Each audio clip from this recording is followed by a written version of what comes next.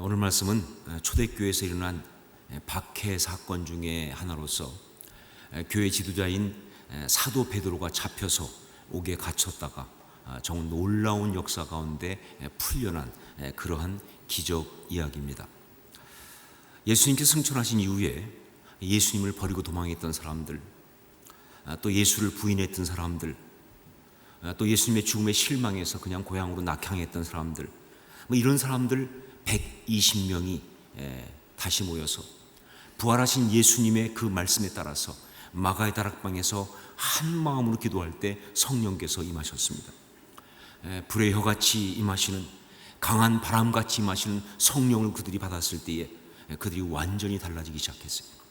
과거에 나약하고 연약하고 부정적이고 회의적인 사람들이 아니라 이제는 삶 전체를 내걸고 목숨 걸고 믿는 그런 신앙의 용사들이 된 거예요. 매일 성전에 모였습니다. 집에서는 떡을 떼면서 교제했습니다. 소유물을 팔아서 나누면서 구제를 했습니다.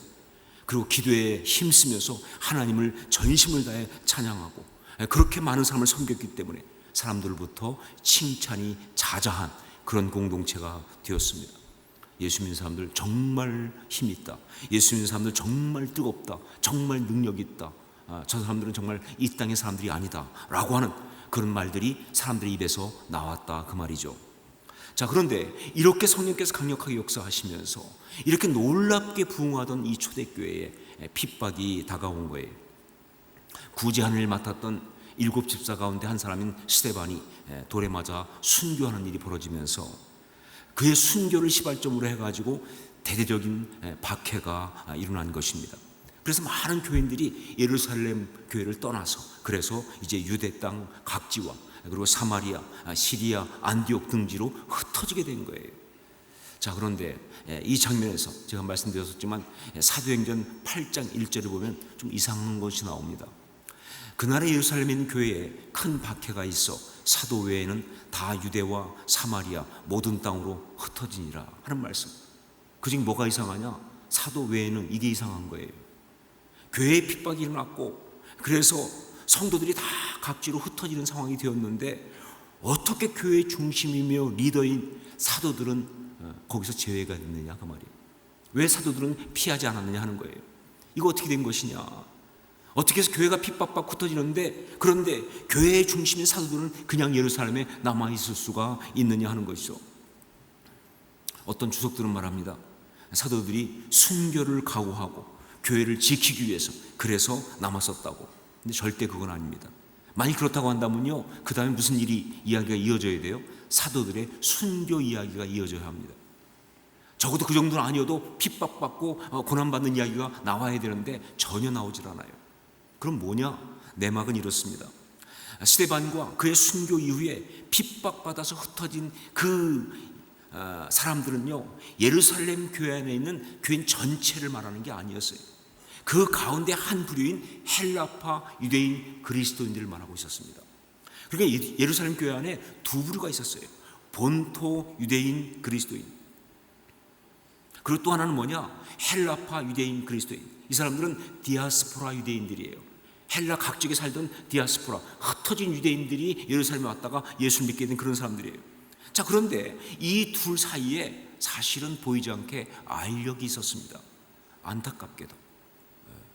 그래가지고 말이죠, 굉장히 아주 어려운 상황인데, 그때 그러다가 이 스데반이 순교당하면서, 이 스데반은 바로 헬라파 유대인 그리스도인의 대표잖아요, 그렇죠?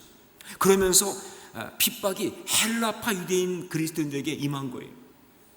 그럼 그 당시 그 핍박은요, 예수 믿는 것 때문에 일어난 핍박이 아니라 유대주의를 거부한다고 하는 그것 때문에 일어난 핍박이거든요.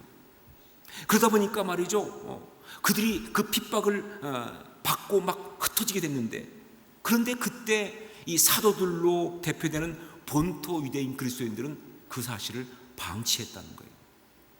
나 몰라라, 방관했다는 것입니다. 뭐 거기까지 아니라 할지라도 적어도 소극적으로 대응한 것은 분명한 것이다 하는 것이죠. 여러분, 마가의 다락방에서 성령이 임하시면서 능력받은 그 교회는 대단히 힘이 있고 아름다운 교회였지만, 우리가 초대교회라고 부를 만큼 정말 거의 완벽한 교회였지만, 그러나 완벽한 공동체는 아니었다. 근데 저는요, 이 점이 은혜가 되는 거예요. 그래요. 세상에 완벽한 사람도 없지만 완벽한 교회도 없습니다. 어떤 사람이 교회에 대해서 실망하는 이야기를 보면요, 대개 뭐냐면요, 교회에 대해서 완벽한 걸 기대하다가 실망을 해요. 교회니까 이래야 하는데 라고 했다가 실망을 하는데, 여러분 그건 잘못된 거예요. 아니, 초대교회가 완벽하지 않은데 지상의 교회가, 아니 어떻게 이 호산나 교회가 완벽할 수가 있겠어요. 그렇죠? 스펄전 목사님의 이런 이야기가 있습니다. 한 번은 어떤 젊은이가 스펄전 목사님 찾아왔어요. 와서 하는 얘기가, 자기가 교회 생활하는데 너무 힘이 듭니다. 특별히 자기는 교회 안에서 많은 문제를 보면서 거기에 너무 실망하고 시험을 받게 됩니다. 그러니까 목사님, 좀 문제없는 완전한 교회 하나 좀 소개해 주십시오. 이렇게 얘기한 거예요. 그래서 스펄전 목사님이 빙그레 웃으면서 그렇게 말했다고 그래요. 자네가 혹시 그런 교회를 찾게 되거든 나한테도 좀 알려주게. 나도 그 교회 가서 교인 하고 싶다. 나도 그 교회 나가고 싶으니까 나한테 좀 알려달라고. 그러면서 한 얘기가 뭐냐면, 그런데 한 가지, 그런 교회를 찾아도 우리가 그 교회에 가는 순간부터 그 교회는, 우리는 절대 그 교회에, 그런 완전한 교회에 교인이 될 수가 없었다. 왜냐하면 우리가 그 교인이 되는 순간부터 그 교회는 완전하지 않을 테니까. 여러분, 초대교회가 완전하지 않은데 세상에 완전한 교회가 어디 있겠어요. 왜냐면요, 이 예수 믿고 구원받은 사람들은요, 정확히 말하면요, 구원받은 죄인들이거든요. 구원받은 죄인들이에요. 하나님의 은혜로 구원을 받았지만 그들 속엔 여전히 해결하지 못한 옛 자아가 있다, 그 말입니다. 그런 사람들이 모인 것이 어떻게 완전할 수 있겠습니까? 하나님도 이 사실을 너무나 잘 알고 있는 거예요. 예루살렘 교회도 마찬가지였습니다. 성령을 받았지만 그들은 여전히 옛 한계를 가지고 있던 거예요. 그러니까 예루살렘 교회는요, 완전한 교회가 아니라 그야말로 뭐예요? under construction, 공사 중인 교회다. under construction. 제가 제일 좋아하는 말 중에 하나예요. under construction, 공사 중입니다. 그렇죠? 그런 교회인 거예요. 아직도 공사 중인 교회예요. 무엇보다 예루살렘 교회가 가지고 있던 그 한계 중에 하나가 뭐냐? 바로 이기심, 자기중심이었어요. 거기 스데반이 순교할 때 그것 때문에 수없이 많은 헬라파 유대인 그리스도인들이 핍박받고 흩어질 때, 본토 유대인 그리스도인들은요, 사도들을 비롯한 누구 하나 그것에 적극적으로 함께하지 않았던 이유가 뭐냐? 자기들 문제가 아니라고 생각한 거예요. 나는 본토 출신 유대인이니까 이 핍박에 나는 해당이 없다는 것이죠. 그들은 핍박받지만 그러나 나는 괜찮을 것이라고 하는 그 얄팍한 계산과 그 간지러운 이기심이, 그 자기중심적 사고가 핍박받는 그 형제들의 고난을 외면하게 한 그런 것이다. 그래서 사도들은 예루살렘에 남아있던 그런 것이다. 그런 교회예요. 자, 그런데 12장 오늘 말씀 이 본문에 들었으면서부터 상황이 달라졌습니다. 또 하나의 박해가 온 거예요. 오늘 말씀은 또 하나의 박해가 온 이야기인데, 그런데 이건 헤롯 왕이, 헤롯 아그리파 1세죠. 헤롯 왕이 손을 들어서 교회 몇 사람을 해하려 하는데, 그 중에 주님의 제자인 요한의 형제 야고보를 칼로 죽였습니다. 그러니까 12제자 가운데 사도 중에서 최초의 순교자가 나온 거예요. 예수님 앞에 와서 이 잔을 내게 주십시오, 내가 마시겠습니다 했던 바로 그 야고보 아닙니까? 최초의 순교자가 된 거예요. 자, 그런데 야고보를 죽이고 나니까, 그러니까 막 유대인들이 막 기뻐하거든요. 그러니까 헤롯이 유대인들의 환심을 살려고 이제 베드로까지 죽이려고 작정했어요. 그래서 교회 대표인 베드로를 잡아가지고 옥에 가뒀습니다. 왜 안 죽였느냐? 마침 그때가 무교절 절기, 즉 6월절 절기였기 때문에 그래서 못 죽이고 있는 거예요. 그래서 6월절이 지나면 이제 바로 죽이려고 감옥에다가 집어넣은 겁니다. 그런데 사도행전 5장에 나오는 것처럼 과거에 베드로가 감옥에서 나온 일이 있거든요. 그러니까 그 이야기를 아니까 이번에는 절대 못 나오도록 말이죠, 아주 철저하게 지킵니다. 그래서 이 16명을 4패로 조를 나눠가지고 4명이 6시간씩 교대로 밖을 지키게 하는 거예요. 그리고 베드로 양옆엔 2사람이 지키고 안에서는요. 그렇게 감옥에 집어넣고 철저하게 지키게 한 거예요. 자, 이제 상황이 달라졌습니다. 스데반이 순교 후에 있었던 핍박하고는 상황이 달라요. 그때는 헬라파 유대인 그리스도인들 그들로서 자기들과는 거리가 먼 그런 어떤 사람들이었다고 할 수 있지만, 이제는 뭐예요? 베드로는 본토 유대인 그리스도인의 대표 아닙니까? 자기들을 직접 이제 핍박이 더구나 교회의 핵심 리더한테 다가온 거예요. 그것도 뭐예요? 도저히 살 수 없을 것 같은 그런 위기 속에서. 자, 그러니까 이제 그들이 모여서 기도하기 시작했다 이겁니다. 그들이 모여서 기도하기 시작했다. 우리 5절 말씀을 함께 읽겠습니다. 5절 같이 읽습니다. 이에 베드로는 옥에 갇혔고 교회는 그를 위하여 간절히 하나님께 기도하더라. 정말 주님, 우리들의 리더인 베드로를 구해 주십시오. 더 솔직히 말하면 주님, 우리를 좀 지켜주세요. 우리 좀 지켜주고 우리를 좀 구원해 주세요. 이 핍박의 불길로부터 우리를 보호해달라고 정말 간절히, 정말 쉬지 않고, 그밖에 방법이 없으니까 그렇게 기도를 하고 있는 그런 모습이에요. 자, 그런데 이들의 기도에는 사실 좀 문제가 있습니다. 우선 이것은요, 이미 말씀드린 대로 아주 편협된 이기주의적인 그런 기도였어요. 스데반이 순교할 때는 전혀 기도하지 않던 그들이, 헬라파 유대인 그리스도인들이 핍박받아 흩어질 때는 전혀 기도하지 않던 사람들이 이제 자기들의 문제가 닥치니까 이렇게 눈물 콧물 쏟아가면서 정말 간절히 그렇게 기도하는 이 모습, 여러분, 한국 속담에 한치 건너 두치라는 게 있어요. 그렇죠. 그때 헬라파 유대인들한테 핍박이 왔으면요, 그 다음은 자기들한테 오는 게 당연한 건데 그때는 아니라고 말이죠. 그렇게 안 하다가 이제 자기들한테 오니까 열심히 기도하는 이 모습은요, 정말 지독히 이기적이고 그리고 자기중심적인 그런 기도의 모습이다 하는 것이죠. 자, 그리고 무엇보다 이 기도가 문제가 있는 건 뭐냐? 이들은요, 그렇게 기도하면서 사실은 확신이 없었어요. 믿지 못하는 기도를 하고 있다 그 말입니다. 그들이 얼마나 믿지 못하고 기도를 하고 있는지 그 내용을 좀 함께 보겠습니다. 자, 교회가 베드로를 위해서 그렇게 열심히 기도하고 있는 그때, 그러니까 처형당하기 전날 밤이죠, 그렇죠? 베드로는요, 이 두 군사 사이에 쇠사슬을 양쪽에 묶여서 자고 있었어요. 밖에서는 말이죠, 4명이 계속 돌면서 지키고 있고요, 16명 내교대로. 자, 그런데 한밤중에 주의 사자가 옥 안으로 오신 겁니다. 주의 사자가 와가지고 딱 섰어요. 그런데 주의 사자가 딱 섰는데 베드로는요, 너무 깊이 잠이 들어가지고 그걸 몰라요.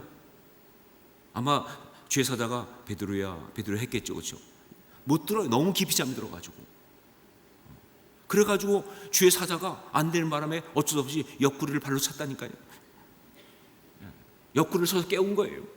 전 이거 보면서 야, 정말 베드로 많이 컸다 이 생각이 딱 들더라고요. 여러분 아시죠? 베드로가 얼마나 두려움의 사람입니까? 얼마나 겁이 많은 사람이에요. 근데 이런 사람이 말이죠, 성령 받고 변하더니 말이죠, 내일 죽는 게 거의 분명한데 그때 이렇게 편안하게 잠을 잘 수 있다니.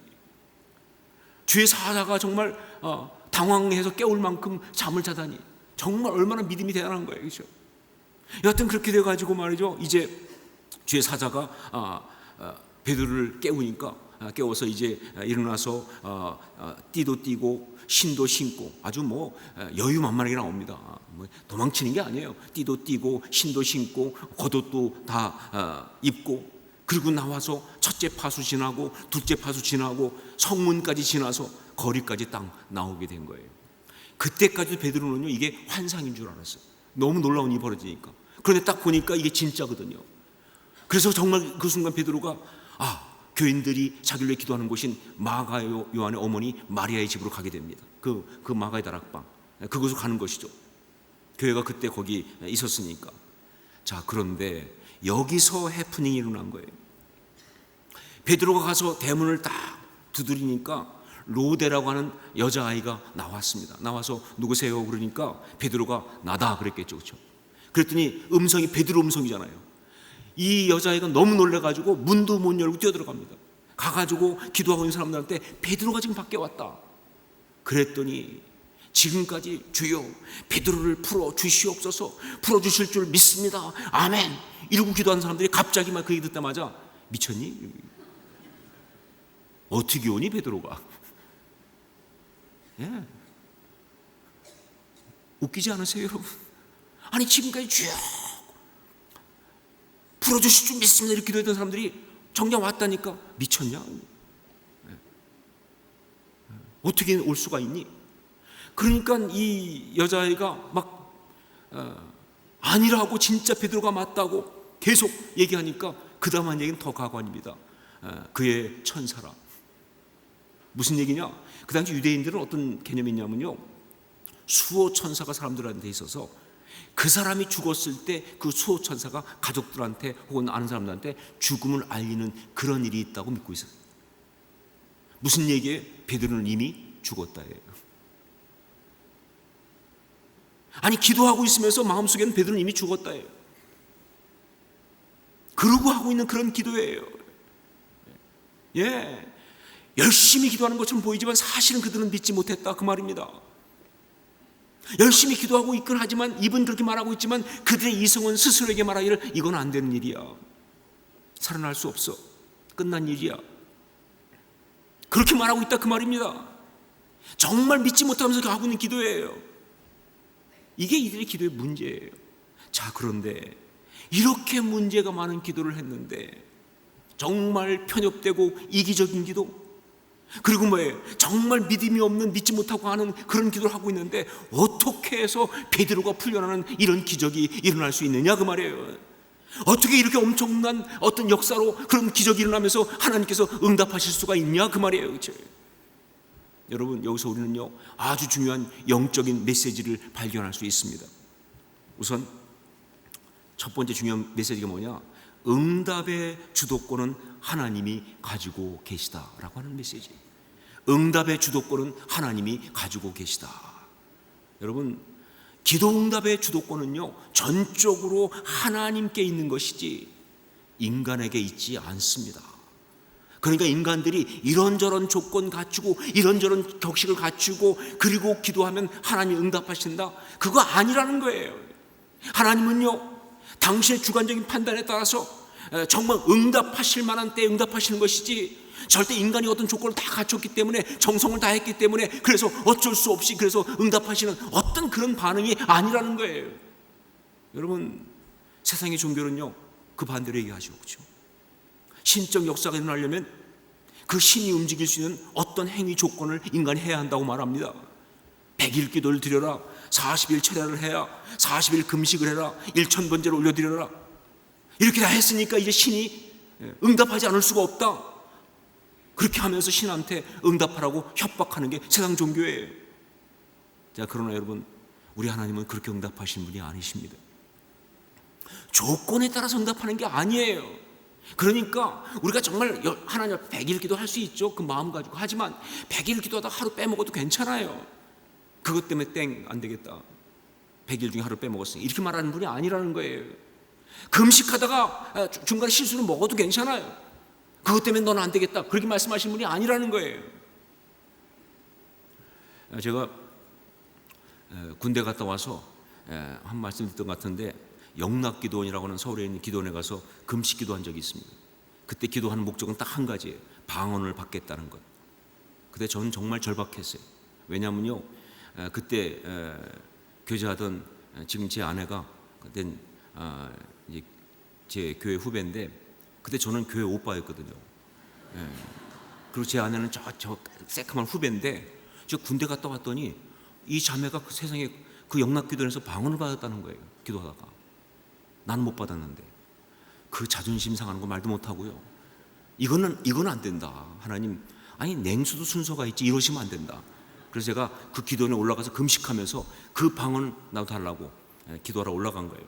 가서 뭐 정말 금식하며 기도하는데 한 이틀쯤 됐을 때, 그때 이 교회 그 기도원 사무실로 누가 연락이 왔다고, 메시지가 왔다고.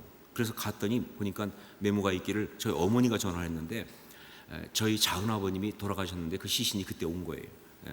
사우디에서 돌아가셨는데. 그래가지고 그 장례가 서울에 있는 병원에 있으니까 내가 한번 왔다 가야겠다. 그래서 제가 금식기도 중이지만 또 안 갈 수가 없어서 내려간 거예요. 가서 이제 병원에 가서 영안실에 가서 이제 그 조문을 하고, 그리고 다시 올라가려고 그러는데 저희 어머니가 밥 먹고 가라는 거예요. 장례식엔 다 밥이 있잖아요. 그래서 제가 나 금식 중이다 그랬더니 그때 저희 어머니가 아주 명언을 남기셨어요. 금식은 올라가서 하고 내려와서 밥을 먹고. 제가 그 말씀에 은혜를 받아가지고 사실은 배고파서 제가 설렁탕을 받아들였잖아요. 받아가지고 딱 먹었는데 사실 많이 먹은 것도 아니에요. 그냥 한 모금 딱 먹었는데 그렇잖아요. 굶다가 먹으면 되게 맛있을 것 같지만 막상 먹으면 또 힘들잖아요. 그렇기도 하고 또 먹는 순간 이건 아니다 싶어가지고 진짜 많이도 안 먹었어요. 딱 한 모금 먹었어요. 설렁탕 국물. 그리고 다시 내려놨어요. 그리고는 그냥 안 되겠다 하고 올라갔어요. 그리고 기도하는데 응답이 안 오는 거예요. 방언이 안 오는 거예요. 근데 방언이 안 오는데 강하게 들어온 생각이 그놈의 설렁탕 국물 때문이 아닐까. 내가 금식을 온전히 해야 되는데 그런데 그 국물을 마시는 바람에 그래서 이게 하나님 응답 안 하시는 것이다 라는 생각이 얼마나 강하게 들어오는지 처음에. 근데 여러분 절대 그거 아닙니다. 나중에 깨달았지만 그거 아니었어요. 하나님이 뜻이 있어서 그렇게 하신 것이지 절대 내가 금식을 어겼기 때문에 응답 안 하시는 거 아니었어요. 다만 하나님은요 당신의 뜻 가운데 응답하지 않으신 거예요. 하나님은 당신의 뜻 가운데 응답하시는 거예요. 여러분 그렇습니다. 응답의 주도권은 언제나 우리 하나님께 있습니다. 이것을 바로 이렇게 편협하고 믿음 없는 그들의 기도에 응답하신 이 이야기가 이야기해주고 있는 거예요. 하나님은 인간의 조건에 따라 응답하는 것이 아니라 하나님의 주권적인 판단으로 응답하신다고 하는, 응답의 주도권은 하나님께 있다는 것이죠. 자, 그리고 또 하나 정말 중요한 것, 오늘 우리가 꼭 들어야 하고 붙들어야 될 메시지가 또 하나 있습니다. 그건 바로 뭐냐? 하나님은 우리의 심령을 헤아리신다 하는 겁니다. 하나님은 우리의 심령을 헤아리신다. 그때 그 예루살렘 교회의 교인들이 말이죠, 그렇게 편협되고 이기적인 기도를 드리고 있었을 때, 정말 인간이기 때문에 기도하지만 믿지 못하고 있는 그런 믿음 없는 기도를 드리고 있었을 때, 그때 하나님은요 그들의 어떤 그런 기도하는 행위, 어떤 그런 걸 보신 것이 아니라 사실은 그들의 마음, 그 심령을 헤아리셨다는 거예요. 인간이니까 편협될 수밖에 없죠. 인간이니까 이 상황에서 믿음이 안 가죠. 하지만 그러면서 저 기도하는 그 마음 중심, 하나님 정말 제발 베드로 좀 살려주세요. 하나님 정말 제발 우리 교회 좀 지켜주세요. 하나님 제발 저 좀 보호해 주세요 라고 하고 있는 그 애원을 하나님은 보셨다는 것이죠. 예, 중요한 포인트는 이것입니다. 하나님은 그들의 심령을 헤아리고 계셨다. 이게 우리 하나님의 역사예요. 이것이 바로 우리 하나님 아버지십니다. 이게 정말 중요한 포인트예요. 여러분 아브라함의 이야기를 보세요.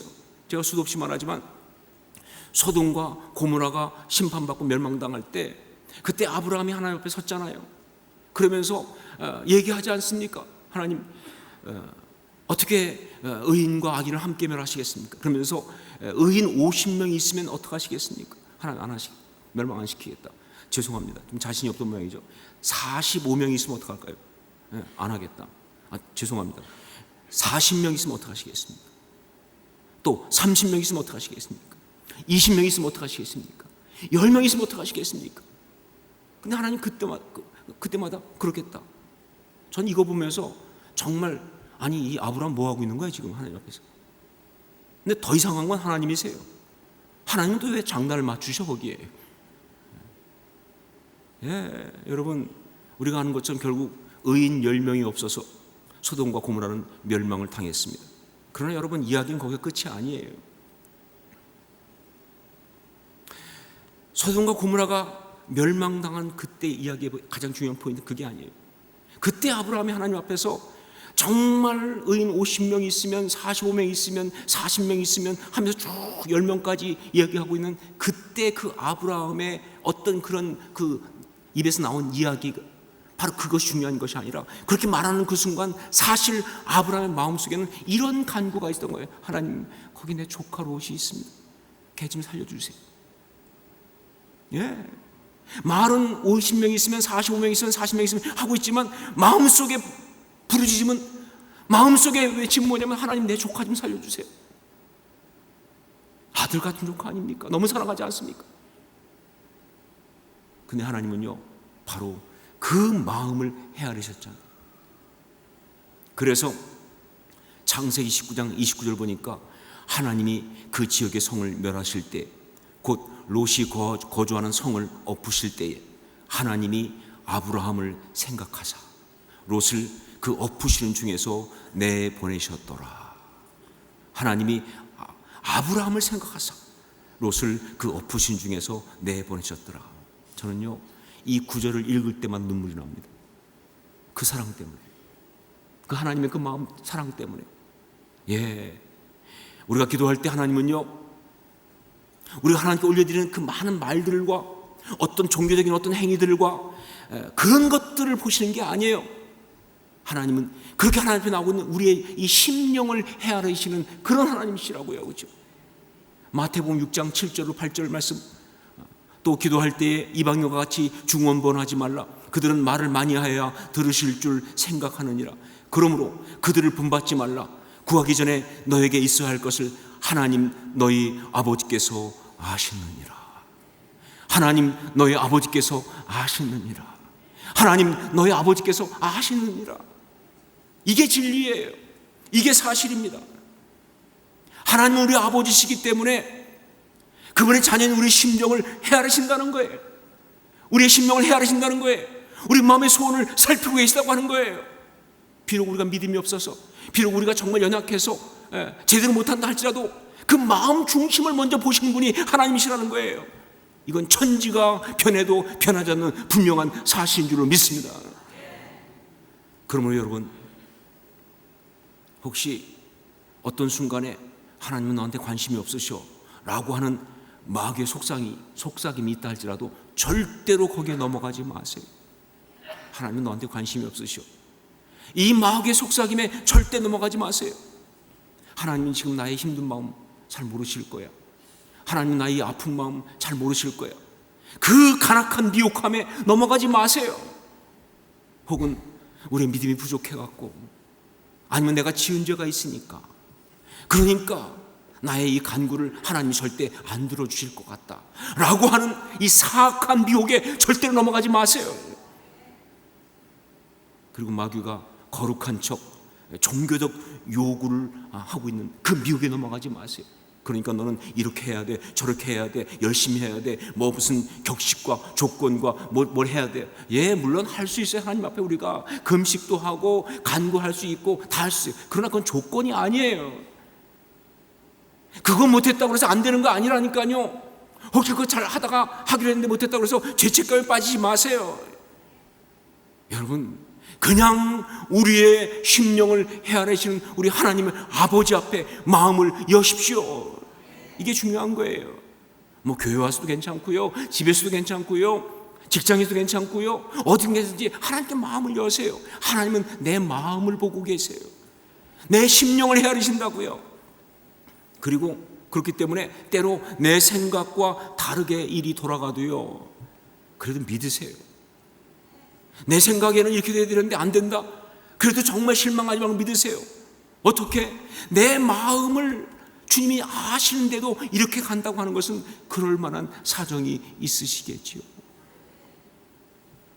내가 얼마나 그걸 원하는데, 내가 얼마나 그걸 갖고 싶어 하는데, 내가 얼마나 그렇게 되기를 원하고 있는데, 그럼에도 불구하고 그렇게 안 해주실 때는, 아시는 분이 그렇게 안 하실 때는 뜻이 있으시겠죠. 그렇게 믿는 것이 중요한 것이다. 여러분, 마귀가 뭐라고 말해도 절대 속지 마십시오. 오늘 말씀의 분명한 메시지는 이것입니다. 하나님은 우리의 심령을 헤아리시는 우리 아버지십니다. 기도하겠습니다.